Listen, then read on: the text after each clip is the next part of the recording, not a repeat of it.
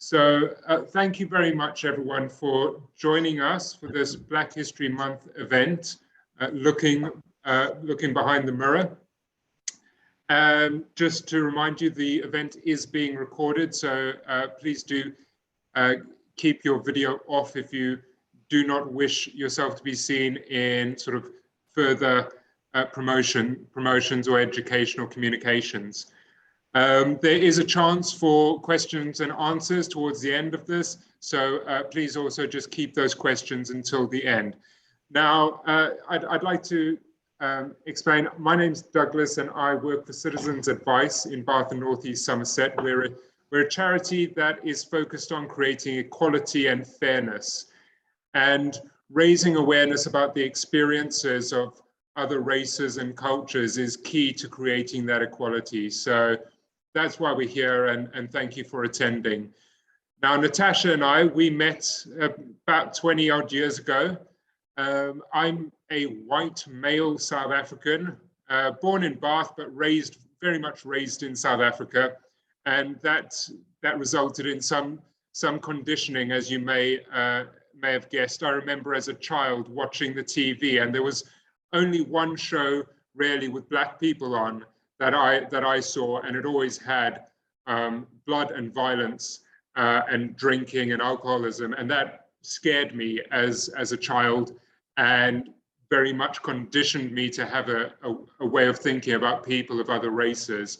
And you can imagine what that was like coming to England and going to university. There was quite the change for me, and I'm really glad that I met Natasha, who has been a very good friend to me and has helped me in my journey in understanding other races and cultures and ethnicities. So thank you very much, Natasha. And I'm going to hand over to you now in order to introduce yourself and this talk. Thanks so much, Doug. Yeah, it was ironic because when I met Doug as a 22-year-old, he's a white male and I'm a brown woman, and he said he was white South African, I instantly disliked him just on that identity.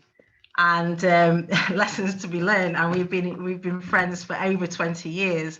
And it was Doug's idea to put this on to share some of my research that normally doesn't get out of this lounge. So thank you so much. I've got a lot to talk about, so forgive me if I talk quite quickly. And there's a lot to discuss, and then we've got question and answers.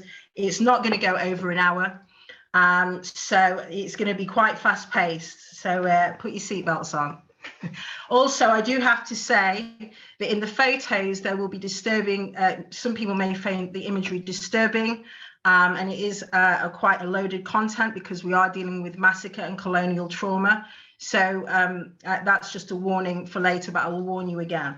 Okay, it's not for the faint-hearted, some of my research. So going on to my research, my name's Natasha March. I'm a PhD. I'm in my 5th year of researching colonial trauma mainly and Aboriginal Australians. Sorry, I'm just going to do this with the gallery. Forgive me. And I also research African diaspora and Indigenous human rights, international and domestic frameworks to defend ourselves against, as you can see, what is going on with land, culture, spiritualism. I specifically deal with colonial trauma, not just African diaspora or Indigenous colonial trauma, also white colonial trauma, because there is a place that you cannot have a discussion about colonization without a white discussion too. It's twists, it's together. Okay, so I am what would be termed as from the African diaspora, and that tends to be people that have been removed from the West African continent due to slavery, the Americas, the Caribbean, Brazil. Now, I find it really important that you explain who you are. These days, we just say, I'm English, I'm British, I'm Irish, I'm from Jamaica. But actually, when we look deeper into where we come from, we are many, many things. So I will explain who I am in my culture and my tradition. I am a Jamaican English and Arawak woman. The Jamaican side is from my father, and my English side is from my mother. She's from Sheffield in Yorkshire. But also I have other countries in me. I have African countries. I am Nigerian, predominantly, Benin, Togo, Ghanaian, and Mali. And I was born, my birthplace is Sheffield. My ancestral home is West Africa, the countries I've mentioned. My historical place where my peoples were removed is Jamaica. Through slavery. My indigenous blood is the Arawaks, and the Arawaks were the people that lived in Jamaica before slavery. Now, the Arawak Amerindians, you can find them, they used to be all through the Caribbean and all through Brazil and Latin America. A lot of them have been extinct, like many indigenous peoples, they've been massacred. But nevertheless, I have indigenous blood in me, and that's, I truly believe, where I get a lot of my other senses from. And Jamaica is actually spelt with an X, and it's, excuse my pronunciation, Zaxinya, and it means water and trees. And that is from the Arawak language. It was their home before the slaves were moved to Jamaica. And then my birthplace is Sheffield, Yorkshire. So I have many places in me and many people in me, and they're all just as important as each other. But through the removals of my place, we have lost our African identities, we have lost our indigenous belief systems, practices and connections to our places, our peoples, our community. And especially because of me, I was adopted as a 6-month-old into a white family. So that removed me further from my DNA. And I have very strong, powerful DNA. So the navigation of how I navigated the world for a lot of my life was very, very ungrounded. But all was not lost. And this is why I identify with Indigenous people a lot. Because of their removal from the place, they have said that they feel like an astronaut floating. They are ungrounded because of colonization. And I can connect with that. And it's taken many years to ground myself. And the reason how I have grounded myself is through finding my peoples again, reconnecting to my places again, and also connecting to my DNA through meditation. I have tapped into myself to self-heal my DNA to create a deep transformative healing with dance and drum beats at home alone of the last 6 years. I have connected back to my lands. I have connected back to Indigenous people, to particularly Aboriginal Australians, asking them for their wisdom to help me recover from my colonial trauma and my colonial wounds. I have connected back to my Jamaican family members. Bert here is, Sherry is here. Thank you for coming, who have guided me, and I'm going to get emotional, especially Sherry. She has been my oak tree back to self, along with connecting to ancestors. Now, sorry, I'm just going to, one of the ways I have connected myself through my DNA is by deep transformative meditation. And one day, a few years ago, I had a few life-changing experiences, right? A few life-changing traumatic experiences where the doctor wanted to put me on sertraline and give me as a therapist from the NHS. I could not wait that long. I was culturally sick. I didn't know who I was or where I was from, and I'd just given birth to my son. So I had no other option but to delve deep within a meditation, and I used Nigerian drum beats. I just did it. I just felt compelled one night to put Nigerian drum beats on and dance. And I get very upset when I tell this story, and some stories are not allowed to be told, but my ancestors said this is one story that should be told. And the Nigerian drum beats came, and I had no understanding of the rhyme, and ancestors came through. Before that, I was borrowing ancestors from other cultures in Australia and New Zealand, but I cannot tell you the names of the people. And I was borrowing them as a cultural lifeline. And then one day when the Nigerian drum beats came on in my lounge at 11 o'clock at night, the ancestors came through and they put me on the path back to healing. At one point, I thought I was schizophrenic. My left-hand brain was going, oh my God, I'm going mad, call an ambulance, call the police. And my right-hand brain was going, no, they have come through for you. You just needed to access who you are and what you are. And this possession lasted 45 minutes. Now, this is one of my experiences. And I'm just going to go back because I've put this forward.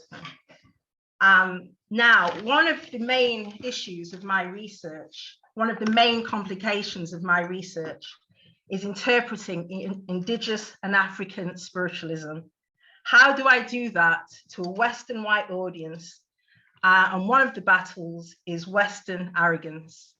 That I spend most of my time defending my position rather than giving information to an audience with positivism that arrogantly say, believing is seeing, West is best mentality.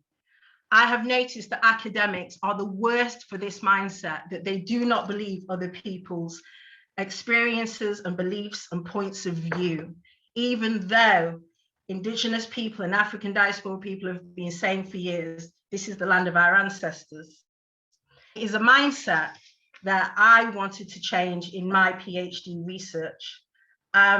So after literally meditating for a year, absolutely unable to translate my Afro spiritualist beliefs, I had to change my stance. And my stance was, I am not going to debate with people about my fieldwork. I'm here to offer the information and the experiences that I saw when I was on Palm Island. Now, my research was on an island called Palm Island, and it was in the North Queensland. And it was set up by a penal. It was set up by the British and Australians in the 1920s, and it was created as a prison island, just like they did with Jamaica. Now, interestingly, England, Britain, has a habit of setting up islands for prisons and dumping Black and brown people on them. And part of my research is the study of islands, which is nissiology, a prison paradise. It's a total dichotomy. So what happened was the British invaded Australia, and there are 500 countries of Aboriginal people, 500 of Aboriginal culture groups, and the British carved up 7 states and removed up to 55 culture groups from totally separate belief systems and tribes and languages and lands and dumped them on Palm Island 100 years ago. They are now known as the Boogerman people, which means many tribes come one. And what is fascinating about that is in Jamaica, the slogan is out of many come one. There is a similar demographic with the Jamaicans and the Palm Island Boogerman. So I wanted to go over there for my PhD research. I wanted to see how they were. Now, the island was 55 tribes that lived there, and the island was a totalitarian regime, and everybody had to get up at the chime of a bell 6 times a day and go to bed. And it is in living memory. These Boogerman people, their grandparents remember guns being put to their heads. They remember their mothers being removed and dumped in dormitories. Only something 200 years ago. The Boogerman people, it is in living memory. This only stopped in the 70s. So that's why I felt it was really important to go to Palm Island, because actually I wanted to understand my people through them.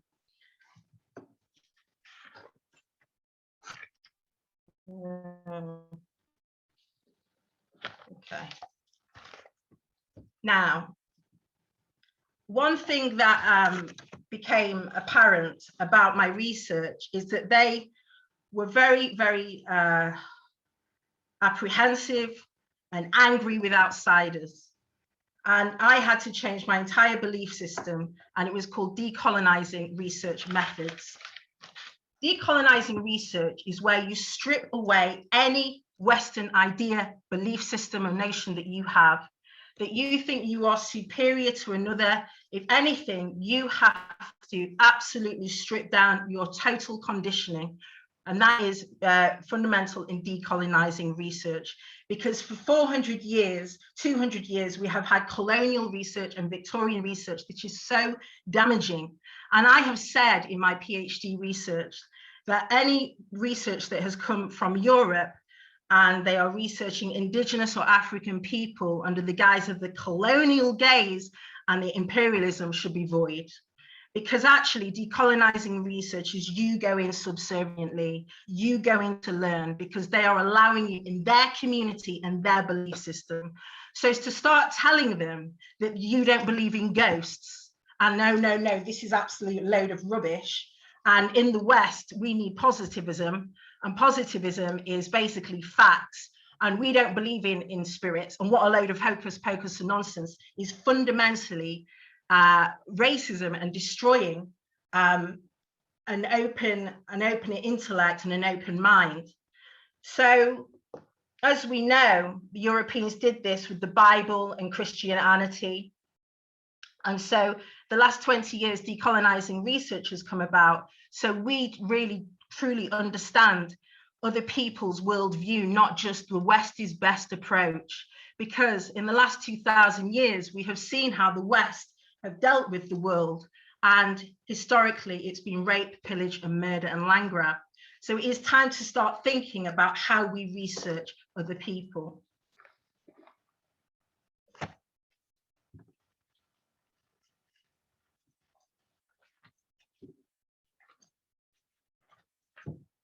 Okay, so I changed my stance, and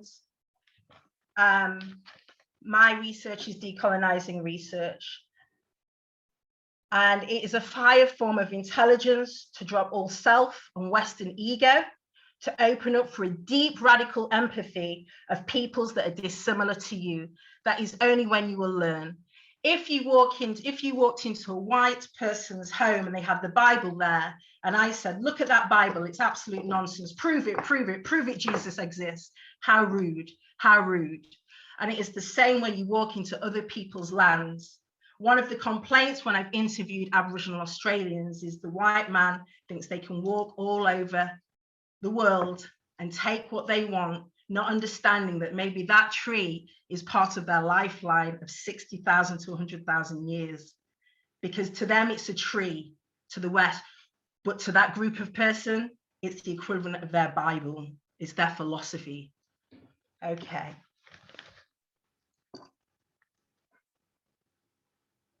So decolonizing research is about building a deep, deep rapport and sense with people with absolutely no ego whatsoever. And it was only a few months ago that I realized that my grandmother, my Jamaican grandmother, had passed down something to me that I'd inherited. I've had it since I was a child, but I was very, very scared of it. I wouldn't know what to call it, but another sense that I had. And my uncle and Sherry's uncle sat me down and said, yes, it's called mild spirituality practice, Natasha. That is what you probably have. That's been passed down. Now, these days, as we know, African beliefs are a mixture of Christianity and Catholicism, and traditions such as voodoo and obia are all mixed together because of colonization. That's created new ways of believing and new philosophies. But my particular one in our family is Mayo, and it's an Afro-Jamaican spiritualism developed during the slave era, which incorporates ritualistic magic, possession, a possession with the dead, and it focuses on connection to spirits with humans, in other words, our ancestors. So it was really interesting that before I met my uncle, and it was tapped into when I moved to Palm Island with my son on a camper van, that it opened up to me, and I didn't know my background because I was adopted. And that's why I know to be my belief system real, because it showed itself. Okay. So since childhood,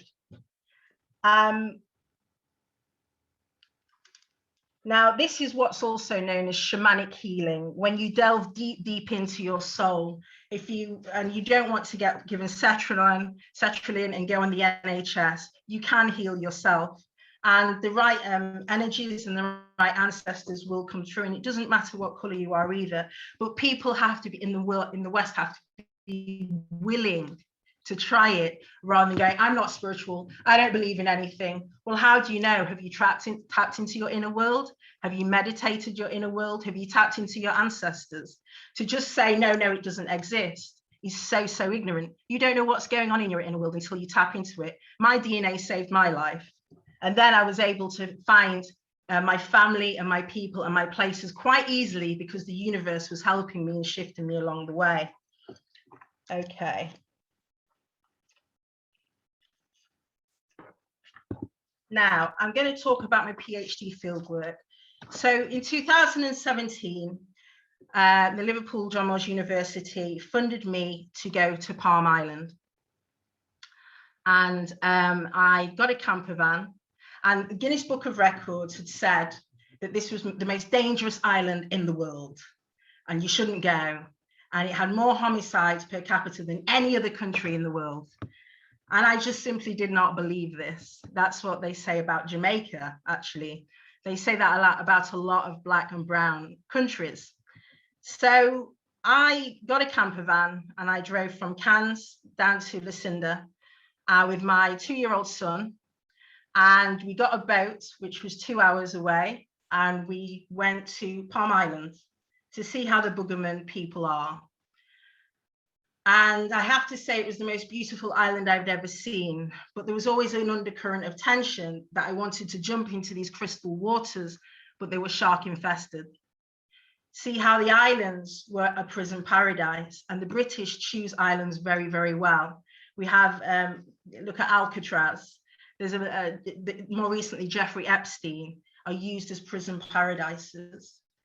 So when I got onto the island, and we were staying for 4 months, we camped out at a wonderful family's home. And Doug, if we can get the photos up now, please.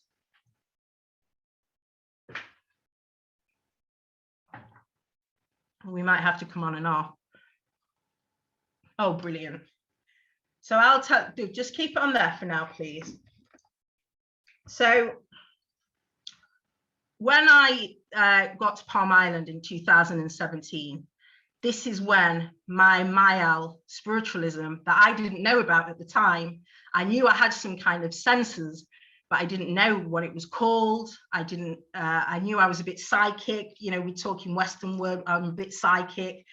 But going to Palm Island to live there, that's when it truly unlocked what my grandmother had passed down on to me. And let me tell you, it was terrifying.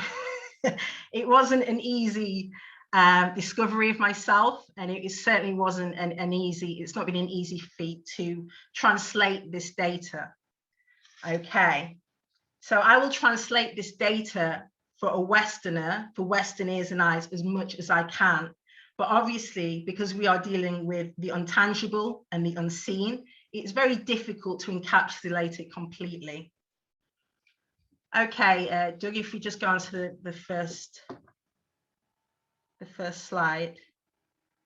Okay, and I'm just going to read out. Can you still see me? Yeah. Okay. Second. Okay. This is called Bamboo Creek. And me and my host, Freddie and Fatima, my host was amazing. He had this massive 4x4. You can't get anywhere on the island without a 4x4. And he got us up to the island. It took 2 hours. And this was Bamboo Creek, where we stopped. And all the local Boogerman people were saying, you shouldn't go up there. Don't go up there. It's a taboo area. There's some really negative things happening there. Don't go up there. So me being a researcher, every time a local said, you shouldn't go into that part of the area, you shouldn't go there, I would obviously go in there and take photos and research. And I started to tap into energy, but the Boogerman people never told me about their spiritualism, about their ancestors. They came to me, and we got to Bamboo Creek, And I actually really love the energy. I find it very calming, almost like a fairy tale. And Freddie, who is a Boogerman man, and he's a leader of the community and very respected, and he looked after me. He walked over and he saw 2 concrete cylinders, and he scratched his head and he called me over and he said, there's hay under there made as beds of these concrete cylinders. I didn't know the island and I thought nothing of it. I was like, okay, Freddie, well, so what does that mean? I said, it looks like 2 beds. And he said, there's no way our people would sleep up here. It's too scary. People are scared of being up here.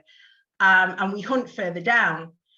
And he said, I don't know why those two beds are there. I don't know why somebody would sleep up here. And then he later explained to me that before, just like the Jamaicans, before the Aboriginal culture groups were dumped and removed on the island, the traditional owners of the island were called the Manbra group. And the Manbra fled up to the top of the islands and still live there like they did 60 to 100,000 years ago. He said that's the only way he could think of why these beds were made as hay, because the Boogerman people simply wouldn't be there. Okay, so that was the start of this strange day out, this strange adventure, and that's Bamboo Creek. If you can just click on to the next one, please. Okay. So this is the top of Palm Island. And actually, this is a very, very disturbing image, because if you can see, there's another island at the top, and that's called Phantom Island. And that was created by the British as well. And I always say British and Australian government, because you couldn't have one without the other in Australia. And it's called Phantom Island because that was made as a leper station, an STD checkpoint for Aboriginal women that had been raped by the white colonizers, the men. And what they would do is put them onto Phantom Island. This is as little as the 70s this stopped. I think it closed down in the 1960s, and they would make sure the Aboriginal women were clear of STDs, and then they would be removed to Palm Island. Specifically, Palm Island is for mixed race Aboriginal people, and they were torn away from their Aboriginal mothers, and the mixed race children were thrown into dormitories and ran by priests and missions. Now, I always say this to put it into some perspective and context. During World War II, when the British were fighting against fascism with Adolf Hitler and the massacre of the Jewish people, on the other side of the world, the Australian British government were experimenting on Aboriginal people on Phantom Island in the 1940s. So one man's history of hero is another man's terrorism. I often found that the people of Boogerman, the Boogerman people, some people would say that they felt the Queen of England was a terrorist and that she had done lots of harm, and they didn't know why she was so revered, because the monarchy, the Queen had destroyed their family, their land, their lives. So just to put in context, this island only shut down in the 60s and the 70s. I was born in 79. Okay. Now, Doug, can you just go on to the next? Right, now I'm going to read out an extract of my diary. Excuse me. What I wrote when I was over there. A sequence of paranormal events transformed the fieldwork into a new level of discovery, crossing the boundaries between faith, science, dream, reality, and reason. These unsettling encounters challenged my epistemological, ontological, and ethical assumptions, basically my philosophies. The researchers saw and heard the spirits of the old people within the first few days of arrival, before the Boogerman people revealed this layer of their culture to her. The spiritual experiences and expanded interactions with the Boogerman people, their land, and their spirit world. The old people showed themselves as smoky figures in the distance. Some of the male silhouettes stood with slim legs holding their long spears with curly hair on their foreheads. Some women were holding children and had long black hair and straight hair. Other figures were old and smaller in comparison. They all appeared to be holding hands or in a line formation, like a scissor cut paper chain, wearing traditional dress and barefoot. I felt compelled at 3 a.m. to wake up in my camper van. My son was asleep next to me. And I just, for some reason, I woke up at 3 a.m. and I just opened the camper van curtain. And far into the cemetery, that's what I saw. It was day 2. It was day 2. I literally did what you would do with America in an American film. I rubbed my eyes like this and blinked and blinked. I could not believe what I was seeing. And I was just staring, fixated at these lines of people just staring back at me. I was absolutely petrified. There was nothing spiritual about my inner experience. I behaved like any Westerner would. I was absolutely petrified. I shut the curtain and I put the duvet over mine and my son's head, and I could feel them walking around my camper van to have a nosy to see who I was. I didn't get much sleep. After the first sighting, I asked Lynn, who was the host and the sister to Freddie, who was touring me around the island, and some of other residents, I explained what I'd seen. They laughed and said, "Oh, right, you've met the old people. They're showing themselves to you." I said, "You what? What do you mean?" When I expressed fear of the vivid images near the cemetery, they advised, "Oh, you got to call out to them." And they spoke about it like it was the most natural thing to do, natural thing to see. "Oh, that's perfectly normal. You just got to do this." "Oh, you must call out to them. Tell them who you are and what you want." The old people manifested themselves in various ways. I would wake up to clack, clack, clack sounds up in the hills. Were they the old people, the ghosts, or were they the Mandra people that had ran away from the British 100 years ago? And are the Mandra people in physical form or spiritual form? All these questions running around my mind. Some Bugaman people insisted that they would be too scared to go up the hills late at night because of these taboo areas. And they always warned me to be careful in the taboo areas. So I, being me, always went to the taboo areas to see what I could feel or see or find. The taboo areas along Palm Island were an overwhelming sense of being watched. It was sufficient enough feeling for the researcher to take a photo of an empty bush area, but in the direction of an intense, steady gaze. Lastly, there were land areas that the researcher, I will talk about that in a minute. Oh no, I will talk about it now actually. Lastly, there were land areas that the researcher tried to walk through, but a vice-like compressed chest and grip and temples paralyzed me into nauseousness. Now, I will talk about that further because there's some photos. Sometimes it felt like I was living in a wavy multi-reality, but it reaffirmed to me, the researcher, just as how I was when I was a scared child, picking up on different senses and energies that I had inherited my grandmother Ursula's mild spiritualism. The family information was only shared 4 years after the old people events of the sightings, when the researcher found her uncle, what I've mentioned earlier. Okay, so let's just go back on to Zoom. Now, with this anecdote of an extract of a diary, we got to the top of the island, right to the top, 2 hours. Freddie said it would take hours to hike and people don't come up here, you hunt further down. And me and Fatima, Freddie's niece, we got out of the 4x4 and I heard a jostling and a giggling in the trees. I looked at Fatima and I said, "Did you hear that?" And she said, "Yeah, I did." I said, "Freddie, did you hear that?" He said, no, I didn't. So I walked up to the bush, really close, but again, as close as I felt that I could. There was always something, a pushback in energy saying, "I can't go any further." And I said, "Hello, is anyone there?" And there was a jostling and a gigging. And I've actually just called it the laughing bush. You have to remember, this was not a comfortable experience. This was not me going, "Oh, I'm so spiritual." I was absolutely petrified of all these incidents that were building up over 4 months. I thought I was going mad at some points. But true to form, the locals would say, "Oh, that's probably the hairy man." And I'd say, what do you mean? Who's the hairy man? And actually, I've just been told that I can't talk too much more about this. So basically, there's these entities that they have living on their land that are as real as day to them. And I was picking up on their energies.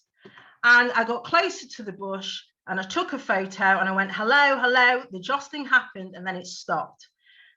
Fortunately, Fatima heard and saw it all too, but Freddie didn't because he was getting out of his car door.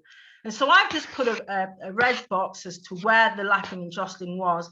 And as we were driving up as well, we were seeing affirmations in trees of Aboriginal faces. We were seeing affirmations in rocks. And it was so strange. Me and Freddie and Fatima were driving up this huge mountain, this huge hill, and we were seeing them all together. It was like sightseeing, like look at Buckingham Palace. But instead it was like, oh, look at that Aboriginal face in the ground.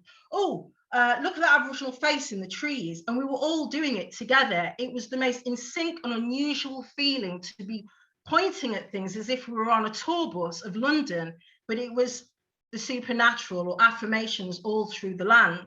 And here I've just circled on the left what we perceived as a picture of an Aboriginal baby just here. And we will talk more about that in a bit. Doug, if you could just go on to the next slide. So here again, if I take away the red box, it would just be a picture of the top of Palm Island.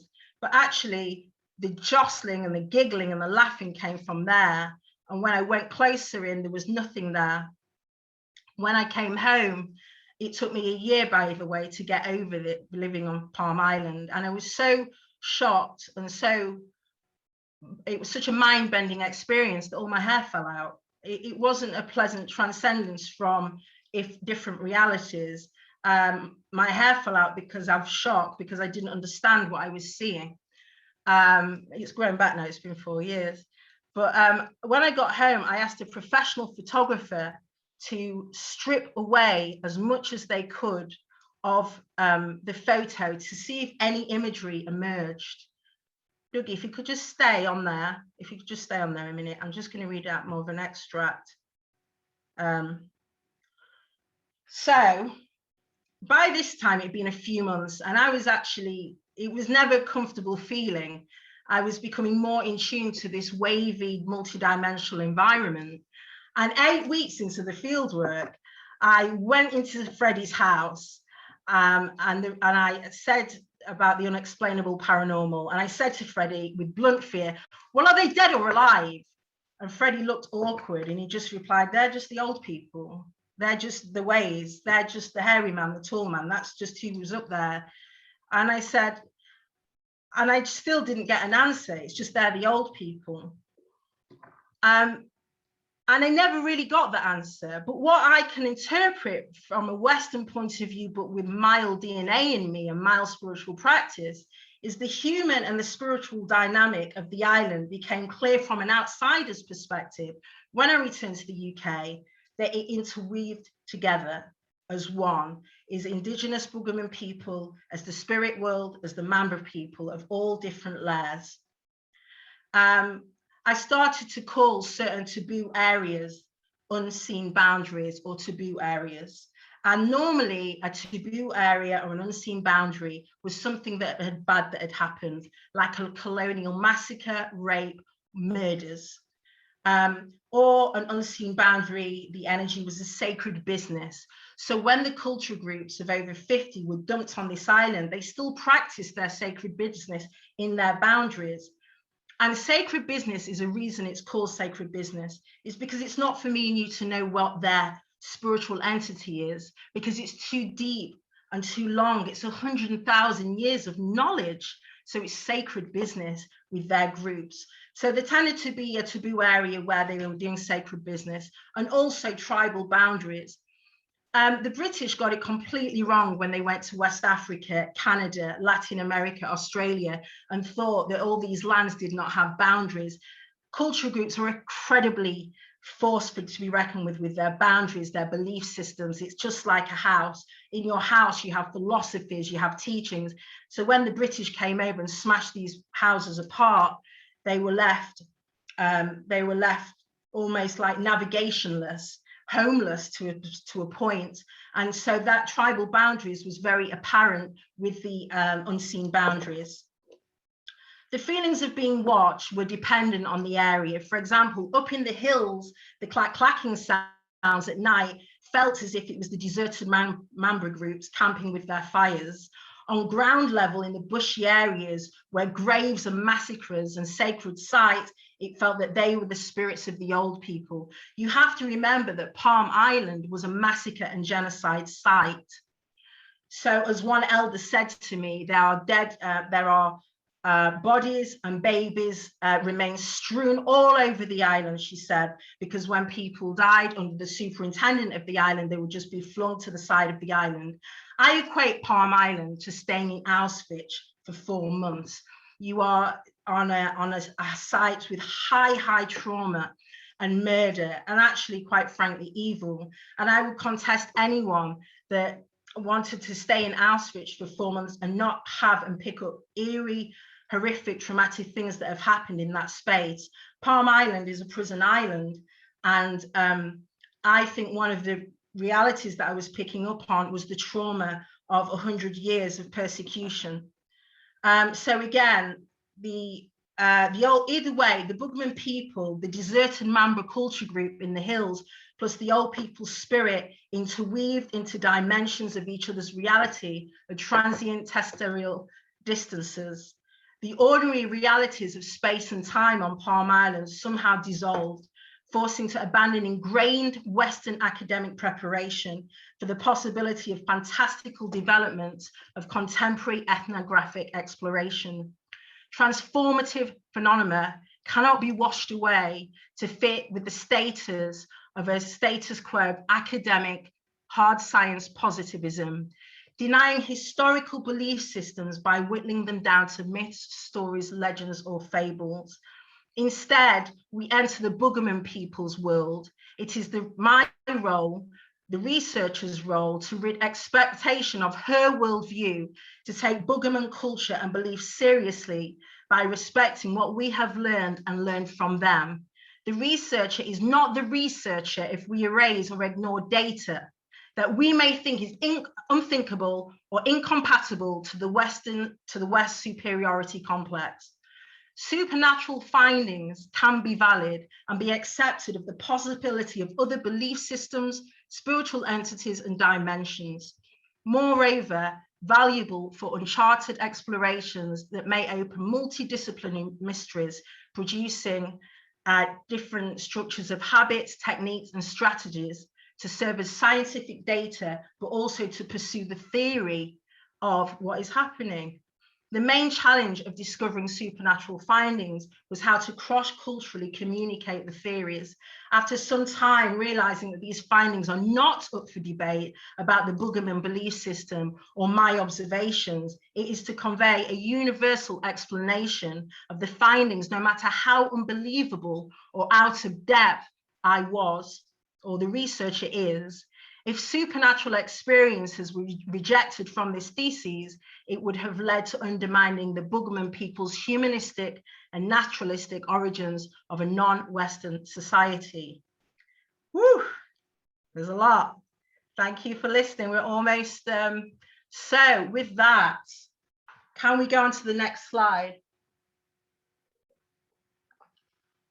Now, some of these photos might be deemed upsetting, but I think it was, and I also got permission from the elder that I could take a photo of a hanging rope of a young man, and I do get upset. I know I'm on the right track because I still cry when I write, and it's been 5.5 years in. And a young man committed suicide. He hung himself on this tree, and the rope was left on the tree. And the elder that took me here, who was Freddie's sister, my host family, said that they can tell they're becoming more and more traumatized as an island, because ordinarily they would cut that tree down and burn the rope and put eucalyptus all over. And you may have seen Aboriginal people smoking, and that's to clear the evil spirits, the negative energy. And it's just been left there because there's been that many suicides. The elders said that they are becoming desensitized to their own people's committing suicide. And can I also interject that there's a pattern of suicide amongst colonized groups. The highest suicide in white culture is white Australian men.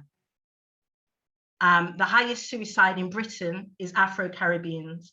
So I've noticed across the board that suicide is very prevalent in colonized groups. And I truly believe it's because we have been forced to remove ourselves. And that is not about color either, because it's interesting that one of the highest suicide rates in the world is white South African men and white Australian men, who are so really far from home, their DNA. So this was, I took a photo of it, and Doug, if you could just go to the next slide. And just as I asked permission, the elder said to me, and this is when I get upset still, his story needs to be told. And before I did this slideshow and this lecture, I have a higher knowledge, a higher voice tell me whether I can show people things or not. And this is the one thing I was allowed to show. I wasn't allowed to show other things. They said no. And what I can't even explain how, I'm not even allowed to explain how it comes to me. It's sacred business. But this is the one thing I was allowed to show. And when I asked the elder, she said that his story needs to be told. And it was the same message I got last night. And so this shrub here, as I looked up and said, can I take a photo? This shrub fell down on my feet. I've moved my feet out the way, but it actually fell down on my feet. And it was from the tree that the rope was hung on. And me and the elder just looked at each other and went, wow, yeah, he really wants his story told. He wants his story told that colonization has destroyed his life, so much so he needed to end his life. Okay, thank you. Next one, Doug. Okay, now behind me was the tree and the rope. Again, I got another intense gaze, somebody just staring at me. It's still, I never got over that feeling. It's palpable, and you really feel like that they're here. It's not a far away gaze, it's kind of like they're here. So I took a photo of, and again, I'm not allowed to talk about who the camp is or what the camp is. They've said that, but they've said I'm allowed to talk about the image and the photography around it. So I took a photo of an area where I felt another intense gaze. And these campsites that you see, by the way, these are holiday homes. So this is, you're getting out in the bush. So you might be in the main part of the island, and you want to, and they just say the Bugman people say they're just connecting back to nature, and they stay in these camps. They're family camps. So I took a photo, came back to England, and asked the professional photographer, can you strip it down again? And I put a red square there, and I said, listen, what's that smoky thing there? And out of everything, you know, there's so much going on, but I just was drawn to there. So I said to the professional, strip it down, and this came up. And this is me taking one photo, it's not been saved and passed around. It's one photo once.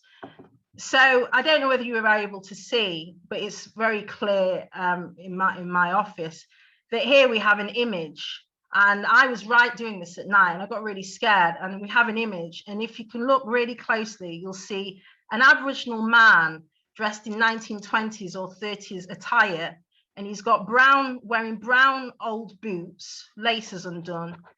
He's got a purple velvet kind of tunic, purple velvet trousers, and he's wearing a green tunic jacket, and then you can just see his face peering through.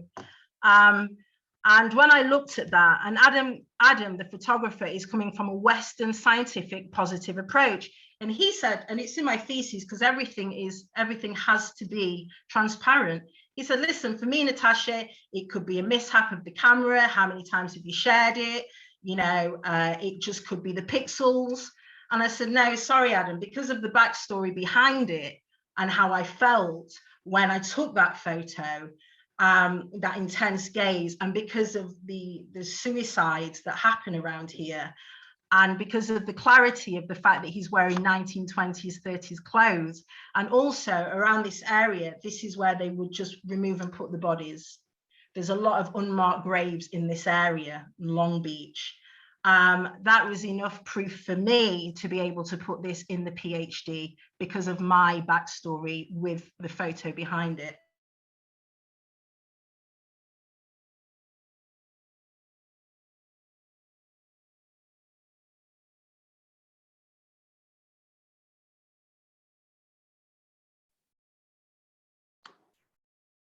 Natasha, you've frozen. Hello? Yes, you're there. Natasha, Right. welcome back. Hi, everyone. So, like, that is actually really interesting because over the last few years, writing my theses on my laptop, this has happened a lot with these particular images, that my technology breaks down, it's not restarting, and it's happened at night and I go to bed. So I knew when I spoke something along the lines of what we're talking about, there would be a technical hitch. And to me, it's just kind of like, wow, it's happened again. So apologies that I don't know what happened, but my laptop broke. I'm on my phone now. So Doug, can you see me? I can see you look wonderful. I can hear you, and I'm glad that you're back to rescue all these people from my stalling. I tell you something, that's just another, it gets really eerie doing my work. It really does. It can be a bit weird, stuff like that. I mean, I'll just show you the laptop. It's just gone. It's broken again. And this tends to happen with this particular section of my research. Anyway, I will go on. So can you go on to the next photo, please? Happily. So finally, just a final anecdote story, and it was a diary extract, but I'm just going to have to say it as the Aboriginals say, the Buggerman people. I'm just going to have to yarn to you what happened, tell you about what happened. Now, finally, thank you for listening. It's almost over, and sorry about the hitch. Butler Bay was an area in Palm Island that I really, really didn't like. But I realized one day that I hadn't done enough interviews around this area. It was the opposite side of where I was staying. And I'd been on the island 3 months. So I started to really understand and connect with unseen boundaries, the old people, the energies, the feelings. I was starting to really immerse myself into the community with the senses and get used to how I was feeling and actually not pretend it didn't exist anymore, totally and utterly embrace this newfound spiritualism that I'd had that had been lying dormant in my DNA. And one day I went to the corner of this island called Onion Bay. I think it was for the third time, to challenge myself, because every time I got to this corner, I could not step past where you see that bottle and that line. My body would not allow me to go any further. What would happen is I would have a strain and stress around my throat, a vice-like grip around my temples, and it was like the resistance was being forced that I couldn't step over that line. And even though I tried to step over, there was a force-like energy not letting me. And if I even tried to push further, I'd get nauseousness, I'd feel sick, and I'd step back. And funnily enough, the Aboriginal people, the Buggerman people, used to say, the land is sick, it needs healing. You'll probably hear that a lot, especially because we're at the G2 summit, the Indigenous people saying the land is sick. And also, there's a Buggerman belief that if you do harm to people, you can actually get sick from the land. The land is cursed, and the tribal boundaries and sacred business make it so that you can't access that boundary. And one of the main complaints the Buggerman people said to me is that a white man can think he can go everywhere in the world. He doesn't acknowledge these unique and different boundaries that you're simply not allowed to go on. And they feel really upset that that has never been acknowledged about land, that land is there for the taking, when actually it really, really isn't. So anyway, I was a sensitive enough human being to not be able to cross past this border. And a woman came out from the caravan around the corner and went, oh, hello, how are you doing? And there was an instant connection. And I said, hello, how are you? And I explained who I was. And I said, I've been trying to get past this boundary on and off, and it won't let me. And I told her my physical experience, what happened to me. Now, can you imagine saying that in England? Oh, hi, I can't seem to get past this lamppost. it's stopping me from going past this lamppost. Have you had any dealings with this? English people would look at you like you were mad, like you were insane. Call the ambulance. What do you mean? You just walk over it? And she said, oh, you know, she said, last night we were being tormented all night by them. I said, who? She said, you know, them. I went, oh, right. She said, oh, you can't get past. I said, no, why? And she thought for a while and she said, I think what you're picking on is the Onion Bay massacre. I said, what do you mean? She said, 25 women and children were raped and murdered and thrown onto that piece of beach. That's what you're probably picking up on. Yeah, the land is sick. And when she said it, and we spoke in such a flippant way of this unseen, intangible energy, just like an English person might discuss their dog to another English person about their dog in the park, everything tapped into place. Why I hated Butler Bay, why I never went down here, why this corner had intrigued me so much, but it repulsed me at the same time. And I said, thank you so much. You've just answered a question that's been on my mind for quite a few months now. And we had a good old yarn and I thanked her and off I went. And as I drove through the swamp, I could feel the intense gaze again of some people staring at me. And I got really, really good at going, hi, my name's Natasha. I'm from Manchester, England. I've just come to see how you guys are. I mean no harm. So basically, that is the end of my lecture on Afro and Indigenous spiritualism. And I've tried to tie in the two, that my grandmother and the Aboriginal people, but by no means, please, do not think that African and Indigenous spiritualism is the same. I'm talking about my experiences amongst the two. Indigenous is such a big varied word. There are various culture groups and languages and belief systems intricate to these people, just like the African diaspora have their own belief systems. My cousin Sherry, my cousin Karen, they go to gospel on a Sunday. We all have our own intricate belief systems, but for the sake of argument, I have said African and Indigenous spiritualism because of the experience of the PhD research. Now, the last thing I will say is that Indigenous people now, because you're seeing what's happening to the world, they're the only people that can save the world. Indigenous healing, and it's called shamanic healing.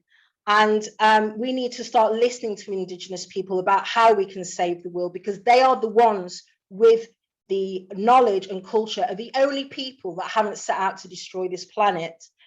So we need to be looking to the Indigenous now more than ever to protect our planet, because the West, quite frankly, have destroyed it. Thank you for listening. Any questions? Thank you very much, Natasha. That's absolutely brilliant. And I just want to, before we, I see that we've got at least one question coming up there, which I'm going to get into in a moment. But I just wanted to speak about how we came up with the name for this, really, this talk, Looking Behind the Mirror, and why we, Natasha and I, when we were talking about it, we're discussing how we often very much see the world as a reflection of ourselves. And it's really important to understand and hear about the experiences of other cultures so that we can understand those other cultures better. So thank you very much, Natasha, for sharing your experience with us and helping us to get a bit of a better sense of other cultures. And as you said about the perimeter of the knowledge, that we can't stop. Sorry, Doug, you said something earlier, which I think. Yeah, no, I'm just about to get onto that. So I wanted to start off with a question, really, which is that, as you've alluded to, many of us educated in Western society, we've built up these this rigid knowledge, and we're kind of using that as an authoritative Western weapon against the knowledge of other people, and as a consequence against ourselves, because it stops us from expanding our knowledge and in growing in other ways. And I was wondering just what sort of advice do you have? Because this is, you know, citizens' advice, we deal in advice. What sort of advice do you have for encountering those, and what sort of experiences have you had and dealing with those sort of people that push back against other forms of knowledge? I think the main thing is, and it's like racism, it's like when you tell an institution that you're suffering racism, the first thing you must do is believe them. I think the new wave of racism is not being believed, and this silence. If you are privileged enough to go and live with people dissimilar to yourself, as in their values, their philosophies, then the first thing you do is you believe what they're saying to you. And I think that's really important. You do not look down on other people's belief systems. I wouldn't dream of having a debate with my cousin Karen, who's a chaplain, about her belief system. I just wouldn't dream of it. Just because I don't believe in the Bible, it doesn't mean to say other people do not. And I think what happens a lot is we have this mentality that, you know, the Western way is the best way, and that's it. When actually there is so many belief systems out there. I mean, we haven't even tapped into the universe yet. We haven't even tapped into a belief system far away on another planet. So we need to start tapping into those belief systems and believing them. That's the other thing. And I get oppression every day. I have said casually to somebody, because sometimes I get liquid visions come to me, and I get like a feeling of the wind around me, and I have said to someone before, and I won't mention, oh, that's a sign, the wind. And then somebody said to me, but maybe it's just the wind. And it's just little comments like that that make you go, wow, you really are so close to other people's views and values. And I think because of the Western privilege of we are right, we have forgot to learn. And that's the main thing with my decolonizing research, that expands your mind to really truly learn, no matter how mind-bending it is, no matter how difficult and awkward it is to comprehend. That is true intelligence, and that is true wisdom and knowledge, to expand your mind so much that you learn more. Thank you. So if anyone has a question, I see Cherie, you have a question. Just raise your hand like Cherie has done. Cherie, your question, please. Hi. Just want to say I'm Tasha's cousin.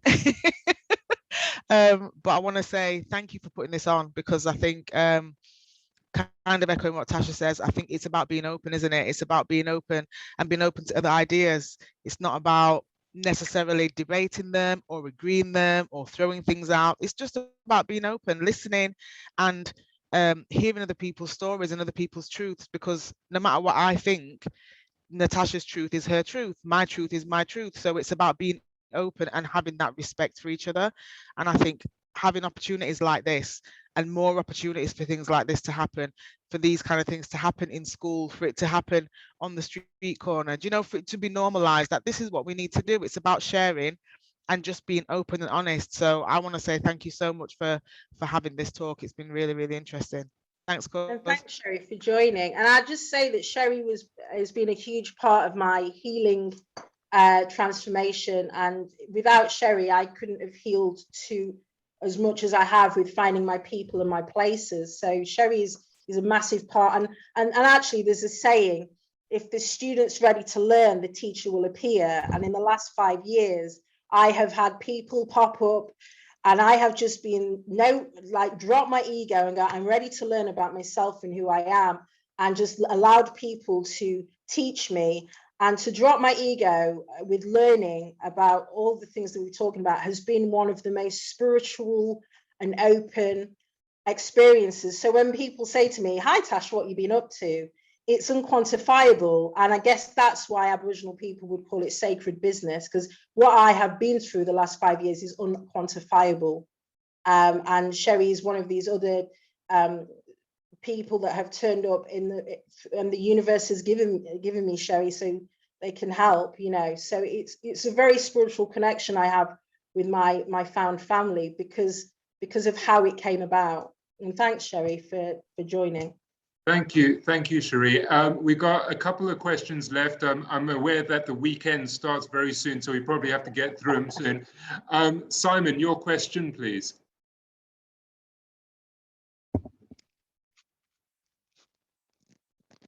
You're on mute, Simon. Sorry, I was sure I clicked it. Yeah, thank you very much, Natasha. That was an absolutely fascinating presentation and talk, and also quite challenging, I think, particularly for me as a white positivist trained scientist originally. But it was nothing short of eye-opening. Could you just tell us how I'm just wondering how your thesis was actually received, because I imagine it was quite challenging in academic circles as well. Yeah, I'm really glad you're a positive scientist. I'd enjoy meeting you guys now. I didn't before because I didn't have the language or the education to argue my case. But yeah, Simon, it was received poorly. It took a year. I didn't write for a year. I sat here and meditated, and I'm going to share something with you, but I don't want anybody to take it. I was so lost in my research that I ended up going to my ancestral Cameroonian root called Aboga. Ancestral, can you hear me? And it's an ancestral root. And I went into a shamanistic trance for 7 days to find out what on earth had happened to me on Palm Island. And eventually I did put pen to paper, Simon, and my main lecturer, who is a white male, he was like, this could just be a bunch of ghost stories, Natasha. You've got to do better than this. Like, we have to find ethnographers and anthropologists that have witnessed or done or seen what you've seen. We need to research this. And lo and behold, thank goodness. But again, we're still relying on the white male academic to bolster what we've been through. And so I found a few ethnographers who were white from England, from Britain, that went through exactly the same thing as me. And one is called Edith Turner. She's the grandmother of going into different people's worlds and discovering their worlds and going all in. And it's called transformative research, where you go all in and you leave yourself at home. So this is the hands feel it, healing and spirit presence in Northern Alaskan women. Can you hear me? Yeah, yep, we can hear you. Okay, sorry, because I've got, hang on, sorry. Yeah, that's better. And Edith Turner and her husband, Victor Turner, are the godparents of ethnographic. And I will add that they are white, they're passed away now, but they're white British people. And I will argue in my thesis, but we still need white British people to be believed. But for the sake of a PhD thesis, I have to put them in. But they were just like me, as in the sense, totally and utterly believed in what they were seeing, what they were feeling. Now, Roy Willis is another man that we found. And once we could find the academic backup, my supervisors, one of my supervisors went a bit lighter on me. We didn't have to debate anymore because we found people. Roy Willis, funnily enough, he's a white male from Britain, and he's who I identify with the most as a white male. So you see, and some spirits heal, others only dance. And he had some horrific supernatural experiences happen to him in his field work. And when I read this book for the first time, I just cried my eyes out and just went, thank God, there is some academic people out there that have done transformative research. And then finally, we found a book. But no, this is cutting edge research, I must admit. Finally, among the healers, and again, this is by Edith Turner. So no, it took a lot of persuasion, Simon, a lot of debate, and we had to find some white ethnographers or some ethnographers that had the same experience as me. And then when we tapped into that, we realized it was called transformative research. And also, I don't know how you feel about, I'm not keen on this terminology, but dark ethnography, and not dark as in the color of your skin, as in it can take a quite depressing and turning twist with the suicides, the spirits, or it's been termed as well as uncomfortable ethnography or heartbreaking ethnography. So yeah, we've just discovered these new new terms. So thanks for the question. Any more? Simon, have you got anything else? I think No, there's other questions, so I'll hand. But thank you for that answer, Natasha. Thank you, Simon. I think we've got one question left from Anna. Yeah, sorry, that was me that was shouting at my child in the background. Sorry, Natasha. So I went to school with Natasha, would you believe? And no, I was going to ask a similar thing to Simon actually, because which you've answered beautifully. It was just really that, you know, as a kind of you wouldn't believe science. I can't say scientist. We used to do science lessons together, so she won't believe me if I say that. But I work as an NHS as an NHS manager, and have kind of work. And I think it is, you know, I do feel very open, but I feel you can't. You know, we're so indoctrinated into science and ways, and you know, whereas I feel that I can be open to people that are much more spiritual and think differently to me. You really have to watch it, don't you? And I use humor a lot to get myself out of lots of, you know, things where I feel a bit uncomfortable. And sometimes I don't want people to feel that I'm dismissing them by my humor, because that's not what I'm doing. I'm trying to sort of bring it in. But I think, you know, it's been brilliant. So thank you. I've really appreciated it, and I'm really glad I joined. Yeah, I know. I think you're absolutely spot on. I mean, yeah, we were in science together, and I used to get kicked out of science all the time. And I was terrible at science. And I think that's the one thing that we need to try and transform, isn't it? It's conversations. Because I am mixed race, and I do pick up on the fact that a lot of white people feel so uncomfortable with these discussions, because there's an element of maybe a colonial shame. There's an element of something attached where we'd rather shut down a conversation, make humor of a conversation. And honestly, as a brown woman too, I do have to push through feeling uncomfortable too. And sometimes I'm very aware of how strong and fierce I come across and sound, because for me, it's kind of like being sick to death of being oppressed by a Western system when I've broken out of something this last 5 years. And it's a cliche thing to say, but it's putting on stuff like this, rather than challenging, asking questions about it, and having really uncomfortable, I know it's a cliche, but having uncomfortable discussions about where your place is as a white person. Because we as Black people, we always have to talk about our place as a Black person in this country, in this world. But white people seem to not have to have that discussion where their place is. But actually, if you did interview Indigenous people all over the world, you would soon find out that white culture has a definite place, Indigenous culture, and unfortunately, it's quite scathing. And again, that's about white privilege, and it's about. But, you know, if we look at the summit that's going on in Glasgow, which I wish I was there, and we're seeing all these Indigenous people come through, traveling all over the world to say, listen, you're destroying our land. This is a really, really good start for people, because I've been a defender of Indigenous rights for years, and this is a good start. The one thing that Indigenous people are saying a lot is stop being tokenistic. We're wearing feathers and beautiful outfits, but you're still destroying the Amazon, or you're still exploiting our farms, or whatever, you know. So I think it's important that white people put themselves on the map, as in the sense, where do they fit into the destruction of this planet, you know, really. And it's really uncomfortable, but it needs to be talked about, because the world is dying, and the people that are going to die first are the Indigenous. You make a very, very sound point there, Natasha. So we've got one last comment from Yetande. I hope I pronounced your name correctly, saying, I've always been interested in the inheritance of ancestral trauma, how this can be acknowledged and believed, and then used to heal and solve some of today's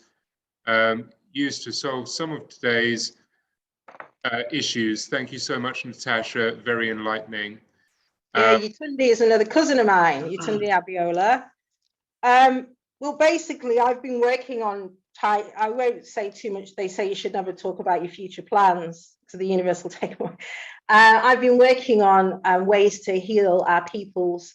I've been working on ways to heal colonial trauma and colonial wounds. But not only that, I extend that to people that are white men and women that are also suffering from colonial trauma and colonial wounds, we have to remember that I truly believe one of the reasons Australia is so racist and so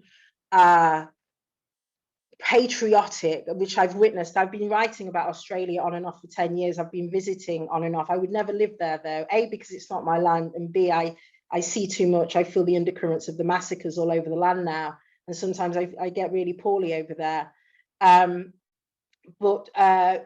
Yeah, the colonial wound is also extends to Australian white people, and I truly believe one of the reasons Australia is so racist is because they know deep down that it's not their land. So it's almost like thou protest too much. Let's move. Let's put shine the light all on how much we hate Aboriginal people or immigrants, because then it stops shining a light on our colonial bloody story of genocide and colonization. And so I believe that's why one of the reasons America and Australia are so racist, because it's a defense of, they know their history, and actually DNA wise they're a long way from home. Their DNA is Ireland, is England, is Scotland. And I had 2 white Australian women visit me 3 years ago, and they'd never been to England, and their descent was English. And I picked them up from Manchester Airport, and the minute they got into my cottage, they just went, wow, it feels like home. And I went, really? And they were like, I just feel like I'm home. And they were white Australian women. So again, it's not just about color of skin. It's if you have been removed from a place, it is almost necessary for you to find your origin, and you're feeling sick from that removal, to go back to your DNA of your origins. And these 2 women were like, I just feel like I'm at home, just like I have done when I have gone to the Caribbean. But I also know that I have to go back to West Africa to truly slot my DNA back in place. And that is part of spiritual healing, to go back to people, to go back to places, and to learn your stories. Fascinating. Thank you, Natasha. I'd like to just share one last slide with you, and that is this one here. So this has been a presentation brought to you by Citizens Advice in Bath and North East Somerset. If you are in this region and you need advice, please do call us. And also I encourage you to visit our website. As part of Black History Month, we've put up a few articles on there about reclaiming the Afro, some stuff about the history of Afro-Caribbean cuisine, and also Bath's historic links to the slave trade. We also did a dance tutorial last week, learning about the history of Black dance, and I'm looking forward to putting that on the website soon, hopefully. But I'd like to say thank you very much for everyone for attending today. Thank you very much, Natasha. Thank you, everyone. You've had some feedback as well from Rachel, who says that she cannot wait to read your PhD, and it's something that we all need to hear. So thank you very much, everyone. Thank you so much. Have a great weekend, and take care. Thank you. Thank you so much, Doug. Take care. Good night.